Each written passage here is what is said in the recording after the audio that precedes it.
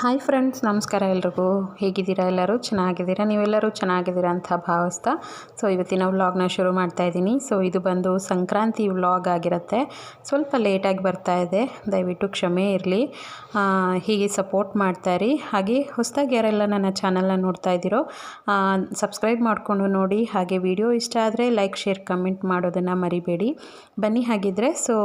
ಮೊದಲಿಗೆ ಎಲ್ಲರಿಗೂ ಸಂಕ್ರಾಂತಿ ಹಬ್ಬದ ಆರ್ಥಿಕ ಶುಭಾಶಯಗಳು. ಎಲ್ಲರೂ ಎಳ್ಳು ಬೆಲ್ಲ ತಿಂದು ಒಳ್ಳೆಯದು ಮಾತಾಡೋಣ. ದೇವರು ನಿಮಗೆ ಎಲ್ಲ ರೀತಿಯಲ್ಲೂ ಆಯಸ್ಸು, ಆರೋಗ್ಯ, ಐಶ್ವರ್ಯ ಕೊಟ್ಟು ಕಾಪಾಡಲಿ ಅಂತ ಕೇಳ್ಕೊತೀನಿ. ಬನ್ನಿ ಹಾಗಾದರೆ ಇವತ್ತಿನ ವೀಡಿಯೋನ ನಾನು ಶುರು ಮಾಡ್ತಾ ಇದ್ದೀನಿ. ಇವತ್ತು ಏನೆಲ್ಲ ನಾನು ಮಾಡಿಕೊಂಡೆ ಅನ್ನೋದನ್ನು ತೋರಿಸ್ತಾ ಇದ್ದೀನಿ.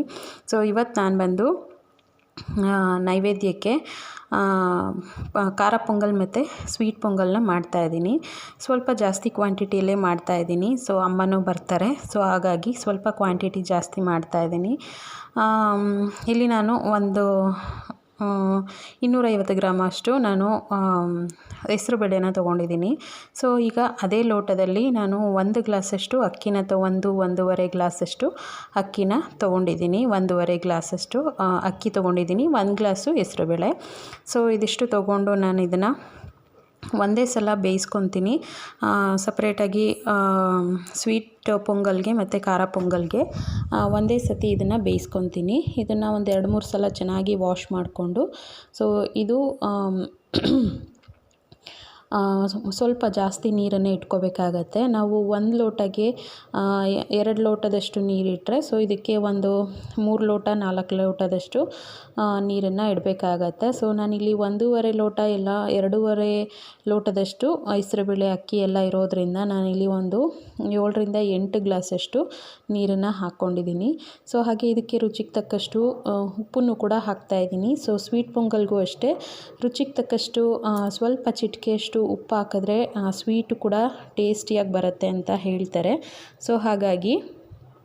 ಹಾಗೆ ಇದಕ್ಕೆ ಸ್ವಲ್ಪ 1 ಸ್ಪೂನಷ್ಟು ತುಪ್ಪನ ಹಾಕ್ಕೊಂಡು ನಾನು ನಮ್ಮ ಲಿಡ್ ಕ್ಲೋಸ್ ಮಾಡಿ ಬೇಯೋಕ್ಕೆ ಇಟ್ಕೊಂಡೆ.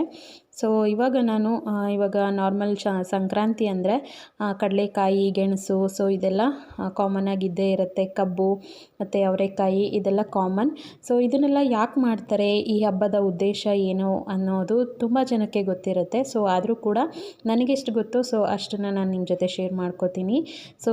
ಒಬ್ಬ ರೈತ ತಾನು ಬೆಳೆಯುವಂಥ ಬೆಳೆನ ಪ್ರತಿಯೊಂದು ಬೆಳೆ, ಅದು ಮೊದಲ ಬೆಳೆನ ರಾಶಿನ ಹಾಕಿ ರಾಶಿನ ಭೂಮಿ ತಾಯಿ ಮೇಲೆ ರಾಶಿನ ಹಾಕಿ ಫಸ್ಟು ಭೂಮಿ ತಾಯಿಗೆ ಇಷ್ಟು ಫಲ ಕೊಟ್ಟಿದೆಯಾ, ಈ ವರ್ಷ ಇಷ್ಟು ಫಲ ಕೊಟ್ಟಿದೆಯಾ, ಮುಂದಿನ ವರ್ಷವೂ ಕೂಡ ಒಳ್ಳೆ ಮಳೆ ಬೆಳೆ ಕೊಟ್ಟು ಕಾಪಾಡು ರೈತರನ್ನ ಅಂತ ಹೇಳಿ ಭೂಮಿಗೆ ಪೂಜೆ ಮಾಡಿ ತಾವು ಬೆಳೆದಿರೋವಂಥ ದವಸ ಧಾನ್ಯಗಳನ್ನ ಪೂಜೆ ಮಾಡಿ ಬಳಸೋವಂಥ ಹಬ್ಬ ಇದು.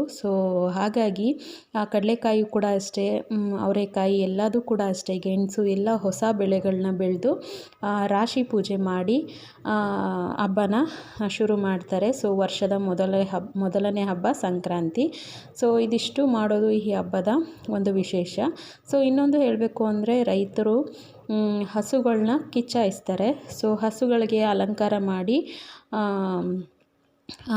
ಅಂದರೆ ಬೆಂಕಿನ ಹಾಕಿ ಬೆಂಕಿನ ದಾಟಿಸೋವಂಥ ಹಬ್ಬ ಇದು. ಇದು ಸಂಕ್ರಾಂತಿ ಬಂದು ಹಸುಗಳಿಗೆ ತುಂಬಾ ಫೇವ್ರೆಟ್ ಹಬ್ಬ ಅಂತಲೇ ಹೇಳ್ಬೋದು. ಹಸುಗಳ ಹಬ್ಬ ಅಂತಲೂ ಕೂಡ ಹೇಳ್ಬೋದು. ತುಂಬ ಜನ ಬೇರೆ ಬೇರೆ ಕಡೆ ಬೇರೆ ಬೇರೆ ಥರದಲ್ಲಿ ಹಬ್ಬನ ಮಾಡ್ತಾರೆ. ನಾವು ಕನ್ನಡಿಗರಾಗಿ ನಾವು ರೈತರ ರೀತಿಯಲ್ಲಿ ನಾವು ಹಬ್ಬ ಮಾಡೋದು ನಮ್ಮ ಒಂದು ವಿಶೇಷ ಅಂತಲೇ ಹೇಳ್ಬೋದು. ಈಗ ನೋಡ್ತಾ ಇರ್ಬೋದು, ನಾನು ಕೂಡ ಕಡಲೆಕಾಯಿ, ಗೆಣಸು ಮತ್ತು ಅವರೆಕಾಯಿ ಎಲ್ಲದನ್ನು ಒಟ್ಟಿಗೆ ಹಾಕ್ತಾಯಿದ್ದೀನಿ. ಸ್ವಲ್ಪ ಕ್ವಾಂಟಿಟಿಯಲ್ಲಿ ಹಾಕ್ತಾಯಿದ್ದೀನಿ, ಮತ್ತು ಉಳ್ಕೊಂಡ್ರೆ ನಮ್ಮ ಮನೇಲಿ ತಿನ್ನೋಲ್ಲ. ಹಾಗಾಗಿ ಈಗ ನಾನು ಅದಕ್ಕೆ ಸ್ವಲ್ಪ ರುಚಿಗೆ ತಕ್ಕಷ್ಟು ಉಪ್ಪನ್ನು ಹಾಕ್ಕೊಂಡು ಸ್ವಲ್ಪ ಮುಳುಗುವಷ್ಟು ನೀರನ್ನು ಹಾಕ್ಕೊಂಡು ಇದನ್ನು ಕೂಡ ಒಂದು 2 ವಿಷಲ್ನ ಕೂಗಿಸ್ಕೊಂಡ್ಬಿಡ್ತೀನಿ. ನಾನು ಬೆಳಗ್ಗೆಯಿಂದ ರಂಗೋಲಿನ ಬಿಟ್ಟಿರಲಿಲ್ಲ. ಹಾಗಾಗಿ ಇವಾಗ ಬಿಡ್ತಾಯಿದ್ದೀನಿ. ಹಾಗೆ ನಾನಿಲ್ಲಿ ಹೆಸರು ಬೇಳೆಗೂ ಕೂಡ ನೆನೆಸ್ತಾ ಇದ್ದೀನಿ. ಸೊ ಇದನ್ನೆಲ್ಲ ಕುಕ್ಕರೆಲ್ಲ ಇಟ್ಬಿಟ್ಟು ನಾನೀಗ ಕಲರ್ನ ಮಿಕ್ಸ್ ಮಾಡ್ಕೊತಾ ಇದ್ದೀನಿ. ಸೊ ನಾನು ನೈಟು ರಂಗೋಲಿ ಹಾಕೋಕ್ಕಾಗಲಿಲ್ಲ, ಯಾಕೆಂದರೆ ಮೇಲ್ಗಡೆಯಿಂದ ಮೆಟ್ಲು ತೊಳಿತಾರೆ. ಸೊ ಅವರು ಕೂಡ ತೊಳೆದಿರಲಿಲ್ಲ, ಅವ್ರಿಗೂ ಬೇರೆ ಕೆಲಸಗಳಿತ್ತು ಅಂತೇಳಿ ತೊಳೆದಿಲ್ಲ. ಹಾಗಾಗಿ ನಾನು ತೊಳೆದಿರಲಿಲ್ಲ. ಸರಿ ಬೆಳಗ್ಗೆ ಎದ್ದು ತೊಳೆದೆ. ಮತ್ತು ತೊಳೆದಾದ್ಮೇಲೆ ನಮ್ಮದು 2 ವೀಲರ್ ಏನಿದೆ, ಸೊ 2 ವೀಲರ್ಗೆ ಈ ಸಂಕ್ರಾಂತಿ ಬಂದರೆ 5 ವರ್ಷ ಕಂಪ್ಲೀಟ್ ಆಗುತ್ತೆ. ಸೊ ಸಂಕ್ರಾಂತಿ ಹಬ್ಬದ ದಿನವೇ ನಾವು ಅದನ್ನು ಡೆಲಿವರಿ ತೊಗೊಂಡಿದ್ದು. ಹಾಗಾಗಿ ಗಾಡಿನೂ ಕೂಡ ತೊಳಿಬೇಕು ಅಂಥೇಳಿ ಮುಂದೆ ಪ್ಯಾಸೇಜ್ ಎಲ್ಲ ತೊಳೆದು ಗಾಡಿ ತೊಳೆಯೋಷ್ಟರಲ್ಲಿ ಸ್ವಲ್ಪ ಲೇಟ್ ಆಗೋಯಿತು. ಹಾಗಾಗಿ ನಾನು ರಂಗೋಲಿನೂ ಕೂಡ ಹಾಕಿರಲಿಲ್ಲ. ಸೊ ಇವಾಗ ತಿಂಡಿಗೆಲ್ಲ ಇಟ್ಬಿಟ್ಟು ಅಡುಗೆಗೆಲ್ಲ ಅಂದರೆ ಪೊಂಗಲ್ಗೆಲ್ಲ ಇಟ್ಟು ಮತ್ತು ಕಡಲೆಕಾಯಿ ಬೇಯಕ್ಕೆಲ್ಲ ಇಟ್ಟು ನಾನಿಲ್ಲಿ ಹೊರಗಡೆ ಬಂದು ರಂಗೋಲಿನ ಹಾಕ್ತಾಯಿದ್ದೀನಿ. ಸೊ ತುಂಬ ನನಗೆ ಹೇಗೆ ಬರುತ್ತೋ ಸೊ ಅಷ್ಟನ್ನು ಹಾಕ್ತಾಯಿದ್ದೀನಿ. ಸೊ ಅದಕ್ಕೆ ಸ್ವಲ್ಪ ಕಲರೆಲ್ಲ ಹಾಕೋಣ ಅಂತ ಹೇಳಿ ಹಾಕ್ತಾಯಿದ್ದೀನಿ. ನಾನು ಸಾಮಾನ್ಯ ಕಲರೆಲ್ಲ ಏನೂ ಹಾಕಲ್ಲ, ನಾರ್ಮಲ್ ಕೆಮ್ಮಣ್ಣು ಬರುತ್ತಲ್ಲ, ಸೊ ಕೆಮ್ಮಣ್ಣಲ್ಲಿ ನಾನು ಡಿಸೈನ್ನ ಮಾಡಿಬಿಡ್ತೀನಿ. ಬಟ್ ಇವಾಗ ಹಬ್ಬ ಆಗಿರೋದ್ರಿಂದ, ವರ್ಷದ ಮೊದಲ ಹಬ್ಬ ಆಗಿರೋದ್ರಿಂದ ಸೊ ಈ ರೀತಿ ಒಂದು ರಂಗೋಲಿನ ಬಿಡಿಸ್ಬೇಕು ಅಂತ ಅನ್ನಿಸ್ತು. ಸೊ ಹಾಗಾಗಿ ಬಿಡಿಸ್ತಾ ಇದ್ದೀನಿ. ಸೊ ನೋಡ್ಬೋದು ನಂದು ಸ್ನಾನ ಎಲ್ಲ ಆಗಿದೆ. ಸೊ ಸ್ನಾನ ಆಗಿ ಪೂಜೆಗೆಲ್ಲ ರೆಡಿ ಮಾಡಬೇಕು ಇನ್ನು. ಸೊ ಫಸ್ಟಿಗೆ ರಂಗೋಲಿ ಬಿಟ್ಬಿಡೋಣ, ಹಬ್ಬ ಅಂದಮೇಲೆ ಮನೆ ಬಾಗಿಲಲ್ಲಿ ರಂಗೋಲಿ ಇಲ್ಲ ಅಂದರೆ ಚೆನ್ನಾಗಿ ಕಾಣಲ್ಲ. ಹಾಗಾಗಿ ಮನೆ ಮುಂದೆ ಫಸ್ಟು ರಂಗೋಲಿ ಬಿಟ್ಟು ಆನಂತರ ಪೂಜೆ ಶುರು ಮಾಡ್ಕೊಳ್ಳೋಣ ಅಂತ. ಸೊ ಇದೆಲ್ಲ ಬಿಡಿಸಿ ಹೋಗೋ ಅಷ್ಟೊತ್ತಿಗೆ ಹಂಗೆ ಪೊಂಗಲ್ ರೈಸು ಕೂಡ ರೆಡಿ ಆಗುತ್ತೆ, ಮತ್ತು ಕಡಲೆಕಾಯಿ ಕೂಡ ಎಲ್ಲ ಬೆಂದಿರುತ್ತೆ. ಇನ್ನು ಆ ದೇವ್ರ ಮನೆಯೆಲ್ಲ ರೆಡಿ ಮಾಡ್ಕೊಂಡು ಪೂಜೆ ಮಾಡೋದಷ್ಟೇ ಇರುತ್ತೆ. ಸೊ ಹಾಗಾಗಿ ನಾನು ರಂಗೋಲಿನ ಹಾಕೋತಾ ಇದ್ದೀನಿ.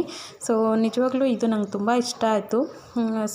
ಇನ್ನೊಂದು ಸ್ವಲ್ಪ ಟೈಮ್ ಇದ್ದಿದ್ದರೆ ಇನ್ನೂ ಚೆನ್ನಾಗಿ ಬಿಡಿಸ್ಬೋದಾಗಿತ್ತು ಅಂತ ಅನ್ನಿಸ್ತು. ಸೊ ಹೇಗೆ ಬಂದಿತ್ತು ರಂಗೋಲಿ ಅನ್ನೋದನ್ನು ನನಗೆ ಕಮೆಂಟ್ ಮಾಡಿ ತಿಳಿಸಿ. ಸೊ ನಾನು ಕೂಡ ಇದೊಂದು ಯೂಟ್ಯೂಬಲ್ಲಿ ನೋಡಿಕೊಂಡೇ ಬಿಡಿಸಿದ್ದು. ಯಾಕೆಂದರೆ ಈ ನಡುವೆ ರಂಗೋಲಿ ಎಲ್ಲ ಸಣ್ಣದೆಲ್ಲ ಬರುತ್ತೆ. ಸೊ ದೊಡ್ಡ ರಂಗೋಲಿ ಎಲ್ಲ ಮರ್ತೋಗಿದೆ. ಸೊ ದೊಡ್ಡ ರಂಗೋಲಿ ಎಲ್ಲ ಸಾಮಾನ್ಯವಾಗಿ ನಾವು ಬಿಡೋದೇ ಇಲ್ಲ. ಅರ್ಜೆಂಟಿಗೆ ಏನಿದೆ ಚಿಕ್ಕ ರಂಗೋಲಿ ಬಿಡಿಸಿ ಸುಮ್ಮನಾಗ್ಬಿಡ್ತೀವಿ. ಈ ರೀತಿ ದೊಡ್ಡ ರಂಗೋಲಿ ಬಿಡಬೇಕು ಅಂದಾಗ ತಲೆ ಕೆಟ್ಟೋಗುತ್ತೆ. ಸೊ ಹಾಗಾಗಿ ನಾನು ಕೂಡ ಯೂಟ್ಯೂಬಲ್ಲಿ ನೋಡಿ ಸರ್ಚ್ ಮಾಡಿ ಈ ಒಂದು ರಂಗೋಲಿ ನಂಗೆ ತುಂಬ ಇಷ್ಟ ಆಯಿತು, ಮತ್ತು ತುಂಬ ಈಸಿಯಾಗಿ ಬಿಡಿಸ್ಬೋದು ಅಂತಲೂ ಕೂಡ ಅನ್ನಿಸ್ತು. ಸೊ ನಾವು ಹೆಣ್ಮಕ್ಳು ಹಾಗೆ ಅಲ್ವಾ, ಸೊ ಯಾವ್ದು ಈಸಿ ಅನಿಸುತ್ತೋ ಸೊ ಅದನ್ನು ಫಸ್ಟು ಚೂಸ್ ಮಾಡ್ತೀವಿ. ಸೊ ಹಾಗಾಗಿ ಇದನ್ನು ನಾನು ಚೂಸ್ ಮಾಡಿ ರಂಗೋಲಿನ ಹಾಕ್ತಾಯಿದ್ದೀನಿ.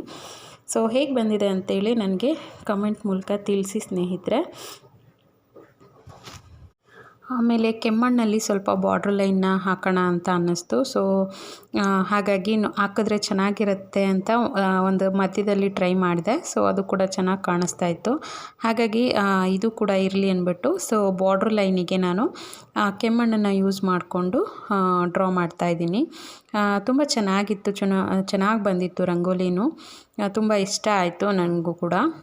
ಸೊ ಹಾಗೆ ರಂಗೋಲಿ ಎಲ್ಲ ಬಿಡಿಸ್ಬಿಟ್ಟು ಅಡುಗೆ ಮನೆಗೆ ಬಂದೆ. ಸೊ ಅಡುಗೆ ಮನೇಲಿ ಬರೋ ಅಷ್ಟೊತ್ತಿಗೆ ಇದೆಲ್ಲ ರೆಡಿ ಆಗಿತ್ತು. ಪೊಂಗಲ್ಗೆ ಏನಿಟ್ಟಿದ್ದೆ ಸೊ ಅದು ಅನ್ನ ಕೂಡ ಚೆನ್ನಾಗಿ ಸ್ಮ್ಯಾಶ್ ಆಗಿ ಬೆಂದಿತ್ತು. ಸೊ ಈಗ ನಾನು ಸ್ವಲ್ಪ ಬಿಸಿ ನೀರನ್ನು ಹಾಕ್ಕೊಂಡು ಇದನ್ನು ಸ್ವಲ್ಪ ಪೊಂಗಲ್ ಹದಕ್ಕೆ ಮಾಡ್ಕೊತಾ ಇದ್ದೀನಿ. ಸ್ವಲ್ಪ ತೆಳು ಇರಬೇಕಲ್ವ ಪೊಂಗಲ್ಲು, ಹಾಗಾಗಿ ಸ್ವಲ್ಪ ನಾನು ಬಿಸಿ ನೀರನ್ನ ಇಟ್ಕೊಂಡು ಹಾಕ್ಕೊಂಡಿದ್ದೀನಿ. ಸೊ ಹಾಗೆ ಇದಕ್ಕೆ ನಾನು ಸ್ವೀಟ್ ಪೊಂಗಲ್ಗೆ ನಾನು ಸ್ವಲ್ಪ ಬೆಲ್ಲನ ಕರಗಿಸ್ಕೊತಾ ಇದ್ದೀನಿ.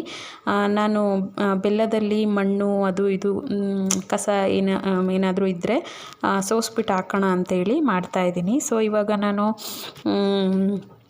ಒಂದು ಬಾಣಲಿ ಇಟ್ಕೊಂಡು ಅದಕ್ಕೆ ದ್ರಾಕ್ಷಿ, ಗೋಡಂಬಿ ಇದನ್ನೆಲ್ಲ ಹಾಕಿ ಹುರ್ಕೊಂಡು ಈಗ ನಾನು ಪೊಂಗಲ್ಗೆ ಎಷ್ಟು ಬೇಕೋ ರೈಸು ಸೊ ಅಷ್ಟನ್ನು ತೆಗೆದು ಹಾಕೋತಾ ಇದ್ದೀನಿ. ಸೊ ಇದು ಕೂಡ ಸ್ವಲ್ಪ ತುಪ್ಪದಲ್ಲಿ ಬೆಂದರೆ ಚೆನ್ನಾಗಿರುತ್ತೆ ಅಂಥೇಳಿ ಸೊ ಹಾಗೆ ನಾನು ಮಾಡಿರೋವಂಥ ಬೆಲ್ಲದ ಪಾಕ ಏನಿದೆ ಸೊ ಅದನ್ನು ಕೂಡ ಇದ್ರ ಜೊತೆ ಹಾಕ್ಕೊಂಡು ಕಲಿಸ್ಕೊತಾ ಇದ್ದೀನಿ. ಸೊ ತುಂಬ ಚೆನ್ನಾಗಿ ಬಂದಿತ್ತು ಪೊಂಗಲ್ಲು. ತುಂಬ ಸಿಂಪಲ್ಲಾಗಿ ಮಾಡ್ಕೋಬೋದು.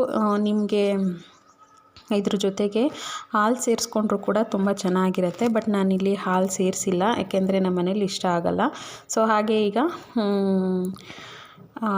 ಖಾರ ಪೊಂಗಲ್ಗೂ ಕೂಡ ರೆಡಿ ಮಾಡ್ಕೋತಾ ಇದ್ದೀನಿ. ಸೊ ಖಾರ ಪೊಂಗಲ್ಗೆ ನಾನು ಈಗ ಏನು ಅನ್ನ ಮತ್ತು ಹೆಸರುಬೇಳೆ ಎಲ್ಲ ಬೇಯಿಸ್ಕೊಂಡಿದ್ದೀನಲ್ವ, ಸೊ ಅದಕ್ಕೆ ಒಗ್ಗರಣೆ ಹಾಕ್ಕೋತಾ ಇದ್ದೀನಿ. ಸೊ ಇದಕ್ಕೆ ನಾನು ಸಾಸಿವೆ, ಜೀರಿಗೆ, ಮೆಣಸು, ಹಸಿಮೆಣಸಿನ್ಕಾಯಿ ಮತ್ತು ಕರಿಬೇವು, ಕೊತ್ತಂಬರಿ ಸೊಪ್ಪು ಇದನ್ನೆಲ್ಲ ಹಾಕ್ಕೊಂಡು ಒಗ್ಗರಣೆನ ಮಾಡ್ಕೊತೀನಿ. ಮತ್ತು ಸ್ವಲ್ಪ ಹಿಂಗೆ ಹಾಕ್ಕೋತೀನಿ. ಸೊ ಹಿಂಗೆ ಹಾಕೋದ್ರಿಂದ ನಮಗೆ ಯಾವುದೇ ಥರದ ಗ್ಯಾಸ್ಟ್ರಿಕ್ ಪ್ರಾಬ್ಲಮ್ ಆಗೋದಿಲ್ಲ. ನಾವು ಹಸಿಮೆಣಸಿನ್ಕಾಯಿ ಹಾಕೋದ್ರಿಂದ ಗ್ಯಾಸ್ಟ್ರಿಕ್ ಪ್ರಾಬ್ಲಮ್ ಆಗ್ಬೋದು. ಸೊ ಅದಕ್ಕೋಸ್ಕರ ನಾನು ಸ್ವಲ್ಪ ಹಿಂಗನ್ನು ಕೂಡ ಹಾಕ್ಕೊಂಡಿದ್ದೀನಿ. ಸೊ ಇದಿಷ್ಟೇ, ತುಂಬ ಸಿಂಪಲ್ಲಾಗಿ ನಾವು ಮಾಡ್ಕೋಬೋದು. ಹಾಗಾಗಿ ಸ್ವಲ್ಪ ಬೇಗ ಕೂಡ ಆಗುತ್ತೆ ಅಂಥೇಳಿ ನಾನು ಮಾಡಿಕೊಂಡೆ. ಸೊ ನಮ್ಮದೇನೆಂದರೆ ದೇವ್ರ ಮುಂದೆ ನಾವು ಸಂಕ್ರಾಂತಿ ಹಬ್ಬದಲ್ಲಾಗ್ಬೋದು, ಪ್ರತಿಯೊಂದು ಹಬ್ಬದಲ್ಲೂ ನಾವು ದೇವ್ರಿಗೆ ನೈವೇದ್ಯ ಇಡ್ತೀವಿ. ಯಾಕಂದ್ರೆ ನಮ್ಮ ಮನೇಲಿ ನೈವೇದ್ಯನ ಇಡ್ತಾರೆ. ಸೊ ಹಾಗಾಗಿ ನಾನು ಅದನ್ನೇ ಪಾಲಿಸ್ಕೊಂಡು ಬಂದಿದ್ದೀನಿ. ನಮ್ಮ ಅತ್ತೆಯವರು ಇರೋವಾಗಲೂ ಕೂಡ ಸೊ ಪ್ರತಿಯೊಂದು ಹಬ್ಬದಲ್ಲೂ ಅಡುಗೆಗಳನ್ನ ಮಾಡಿ ನೈವೇದ್ಯ ಕೊಟ್ಟು ಆನಂತರ ನಾವು ಊಟ ಮಾಡ್ತಾಯಿದ್ದಿದ್ದು. ಸೊ ಈಗಲೂ ಕೂಡ ಅಷ್ಟೇ.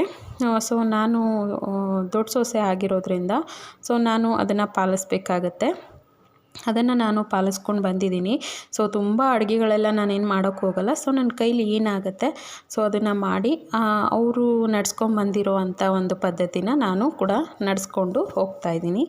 ಸೊ ಅದಕ್ಕೋಸ್ಕರ ಪೂಜೆ ಮಾಡೋದಕ್ಕಿಂತ ಮುಂಚೆ ಇದನ್ನೆಲ್ಲ ನೈವೇದ್ಯ ಇಡೋಣ ಅಂಥೇಳಿ ಬೇಗ ಬೇಗ ಮಾಡ್ಕೋತಾ ಇದ್ದೀನಿ. ಸೊ ಇವಾಗ ಒಗ್ಗರಣೆ ಎಲ್ಲ ಹಾಕಿದ್ದಾಯಿತು.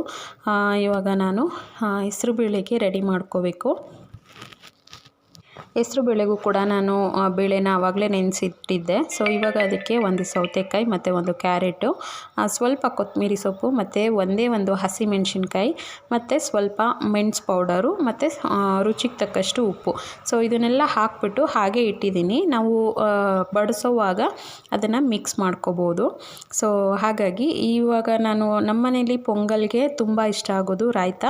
ಸೊ ರಾಯ್ತ ಕೂಡ ಮಾಡ್ಕೋತಾ ಇದ್ದೀನಿ. ನಾನಿದು ರಾಯ್ತಾಗೆ ಒಂದು ಅರ್ಧ ಸೌತೆಕಾಯಿ ಮತ್ತು ಒಂದು ಈರುಳ್ಳಿನ ಅಷ್ಟೇ ಹಾಕ್ಕೊಂಡಿದ್ದೀನಿ. ಸೊ ತುಂಬ ಇಷ್ಟ ಆಗುತ್ತೆ. ಸೊ ಹಾಗೆ ಸಂಕ್ರಾಂತಿ ಹಬ್ಬ ಅಂದರೆ ಎಳ್ಳು ಬೆಲ್ಲ ಮೇಯ್ನಾಗಿರಬೇಕು. ಸೊ ಇವಾಗ ನಾನು ಎಳ್ಳು ಬೆಲ್ಲ ಕೂಡ ರೆಡಿ ಮಾಡ್ಕೋತಾ ಇದ್ದೀನಿ. ಸೊ ಎಳ್ಳು ಬೆಲ್ಲನ ದೇವ್ರ ಹತ್ರ ಇಟ್ಟು ನಾವು ಮಾಡಿರುವಂಥ ಪ್ರತಿಯೊಂದು ಅಡುಗೆಗಳನ್ನೂ ದೇವ್ರ ಹತ್ರ ಇಟ್ಟು ಪೂಜೆ ಮಾಡಿ ವರ್ಷದ ಮೊದಲನೇ ಹಬ್ಬನ ಆಚರಿಸೋದು ನಮ್ಮ ಒಂದು ಸಂಸ್ಕೃತಿ. ಸೊ ನೋಡ್ತಾ ಇರ್ಬೋದು ಪೂಜೆ ಎಲ್ಲ ಆಯಿತು. ಸೊ ಪೂಜೆ ಎಲ್ಲ ಆದಮೇಲೆ ಒಂದು ರೀಲ್ಸ್ಗೆ ಅಂದ್ಬಿಟ್ಟು ಸೊ ಈ ವಿಡಿಯೋನ ಮಾಡಿಕೊಂಡೆ. ತುಂಬ ಚೆನ್ನಾಗಿ ಬಂದಿತ್ತು. ಹೀಗಿತ್ತು ಸ್ನೇಹಿತರೆ ನಮ್ಮನೆ ಸಂಕ್ರಾಂತಿ ಹಬ್ಬ. ಸೊ ನೀವೆಲ್ಲ ಹೇಗೆ ಹಬ್ಬ ಮಾಡಿದ್ರಿ ದಯವಿಟ್ಟು ನನಗೆ ಕಮೆಂಟ್ ಮಾಡಿ ತಿಳಿಸಿ. ಈ ವಿಡಿಯೋ ನಿಮಗೆ ಸ್ವಲ್ಪನಾದರೂ ಇಷ್ಟ ಆದರೆ ಲೈಕ್, ಶೇರ್, ಕಮೆಂಟ್ ಮಾಡಿ. ಯಾರೆಲ್ಲ ಸಬ್ಸ್ಕ್ರೈಬ್ ಮಾಡ್ಕೊಂಡಿಲ್ಲ ದಯವಿಟ್ಟು ಸಬ್ಸ್ಕ್ರೈಬ್ ಮಾಡಿಕೊಂಡು ವಿಡಿಯೋನ ನೋಡಿ ಅಂತ ಹೇಳ್ತಾ ಸೊ ಈ ಒಂದು ವಿಡಿಯೋನ ನಾನು ಇಲ್ಲಿಗೆ ಎಂಡ್ ಮಾಡ್ತೀನಿ ಸ್ನೇಹಿತರೆ. ಇನ್ನೊಂದು ಸತಿ ಸಂಕ್ರಾಂತಿ ಹಬ್ಬದ ಆರ್ಥಿಕ ಶುಭಾಶಯಗಳು ಎಲ್ಲರಿಗೂ. ಸೊ ಹಾಗಿದ್ರೆ ಈ ವಿಡಿಯೋನ ಇಲ್ಲಿಗೆ ನಾನು ಎಂಡ್ ಮಾಡ್ತೀನಿ. ಬಾಯ್ ಸ್ನೇಹಿತರೆ, ಟೇಕ್ ಕೇರ್. ಮುಂದಿನ ವ್ಲಾಗಲ್ಲಿ ಮತ್ತೆ ಸಿಗ್ತೀನಿ.